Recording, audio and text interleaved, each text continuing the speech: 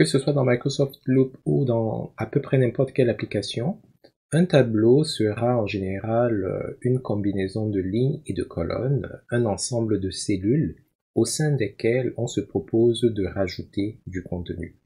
Donc pour ajouter ce genre d'éléments, ce qu'il faudrait faire, c'est cliquer à l'endroit où le tableau devrait apparaître, appuyer slash ou la barre de division pour faire apparaître la liste des composants et puis sélectionner tableau.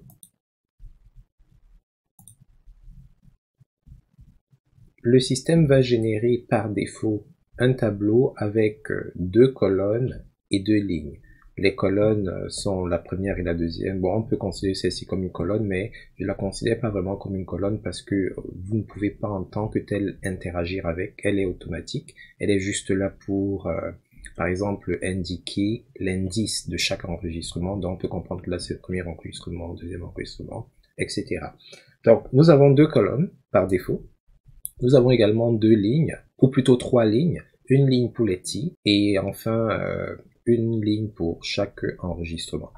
Alors dans d'autres logiciels comme par exemple Microsoft Word, lorsqu'on insère un tableau, on peut demander au système, on peut indiquer au système le nombre de lignes et de colonnes que l'on souhaite. Ici par défaut il y a juste 2 colonnes et 3 lignes qui vont être créées, ou plutôt 2 colonnes et 2 lignes de données qui vont être créées.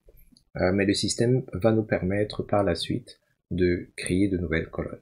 Avant d'examiner la manière dont on pourrait bonifier le tableau avec de nouvelles lignes ou de nouvelles colonnes, examinons un peu l'interface qui se trouve autour du tableau. Donc le bloc tableau, le composant tableau, il est composé de plusieurs choses. Alors voici le composant tableau ici, dans son ensemble. Donc nous avons le tableau proprement dit, mais au-dessus du tableau, nous avons un certain nombre d'éléments qui vont nous permettre d'interagir avec le tableau. Donc ici, nous avons une icône qui va nous permettre de changer l'affichage du tableau. Comme vous allez le constater, un peu plus tard, les tableaux et les tableaux Kanban partagent les mêmes structures, ils sont tout à fait interchangeables. Nous avons également une icône pour nous permettre de trier, d'ordonner, de réarranger la manière dont les enregistrements du tableau s'enchaînent les uns en dessous des autres. Nous avons des éléments pour nous permettre de filtrer. Nous avons également une icône qui va nous permettre de développer le tableau parce qu'il y aura des circonstances où en fonction de la taille de l'écran, de la manière dont votre navigateur est positionné, etc., le tableau sera comprimé ou étendu. Vous pouvez également gérer les hauteurs des lignes. Il y a certains éléments que vous pouvez masquer suivant les circonstances. On aura l'occasion d'y revenir. Et autre fait assez spectaculaire, on peut définir un certain nombre de règles qui vont dicter la manière dont le tableau va se comporter. Donc, autre particularité, contrairement à quelque chose comme, encore que Word ou Excel, on a la possibilité, oui, de créer un tableau avec des lignes et des colonnes et de renseigner ce qu'on veut dans les colonnes des données, mais on peut forcer, on peut contraindre les utilisateurs à renseigner un certain type de données par cellule. Donc, les colonnes qui sont rajoutées ne sont pas de simples colonnes, ce sont des colonnes typées, en ce sens que vous pouvez décider que dans la colonne numéro 1, c'est uniquement du texte que je veux recevoir, c'est uniquement des chiffres que je veux recevoir, de telle sorte que si quelqu'un, après que vous ayez assigné un type à une colonne, par erreur ou par, je sais pas moi, délinquance ou peu importe, décide de rentrer un autre type d'information, le système va rejeter. Alors comment est-ce que ça se passe? Par exemple ici au niveau de la colonne qui s'appelle colonne numéro 1, il y a une liste déroulante. Si je clique sur la liste déroulante, vous allez voir que j'ai la possibilité ici, dans le menu contextuel, de modifier le type de colonne. Alors par défaut, c'est de type texte. Chaque fois que vous allez voir cette icône, cela voudra dire que la colonne est de type texte. De type texte, qu'est-ce que ça veut dire? Ça veut dire que le système s'attend à ce que vous rentriez ici, là, des caractères alphanumériques. Ça peut être de simples lignes, ça peut être des paragraphes, ça peut être une combinaison de chiffres et de lettres, etc. Ça accepte à peu près tout. Mais vous avez également d'autres types, par exemple le type nombre, Nombre veut dire que le système s'attend à ce que vous rentriez uniquement des chiffres. Donc si je veux écrire ici Soka Wakata,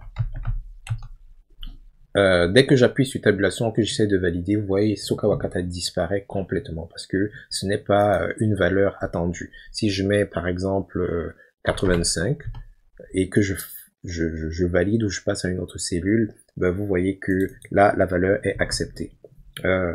Nous avons également le type date, c'est pour accepter uniquement les dates. On a déjà vu dans une capsule précédente le composant date, c'est exactement le même fonctionnement, c'est-à-dire que vous avez la possibilité de faire apparaître un calendrier, de choisir une date dans ce sélecteur de calendrier.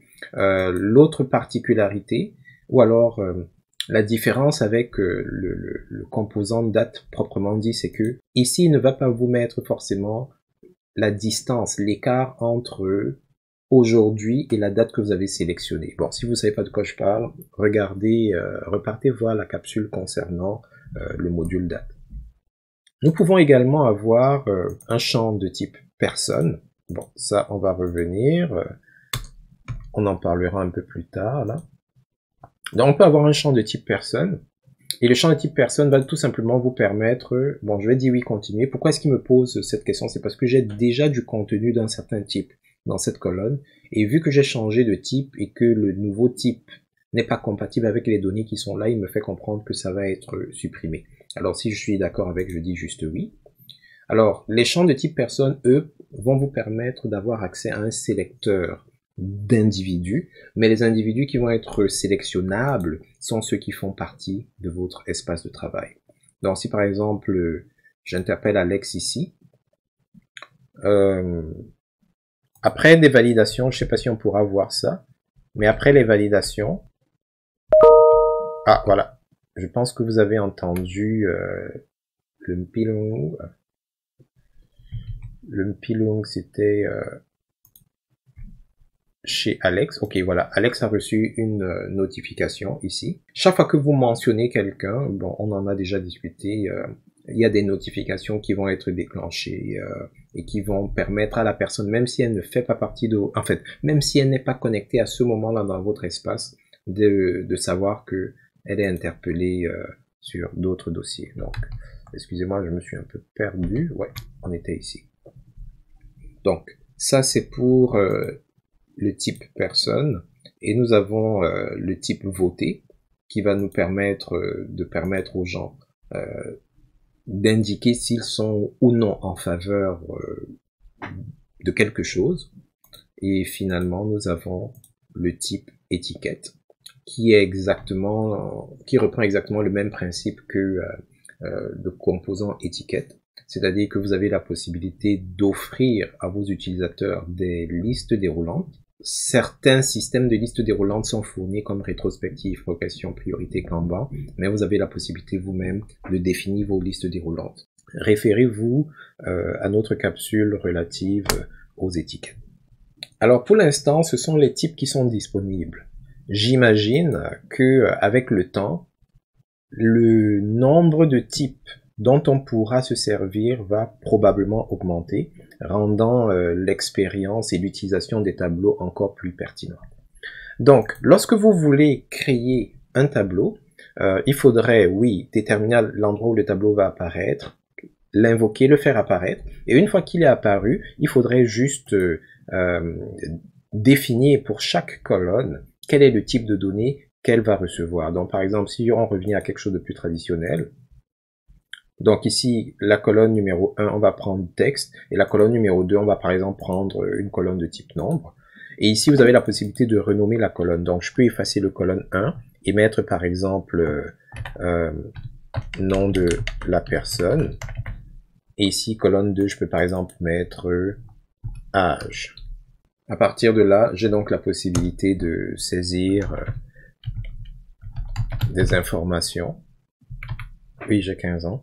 Donc, c'est aussi simple que ça, l'insertion, la création de tableaux au sein de Microsoft Look.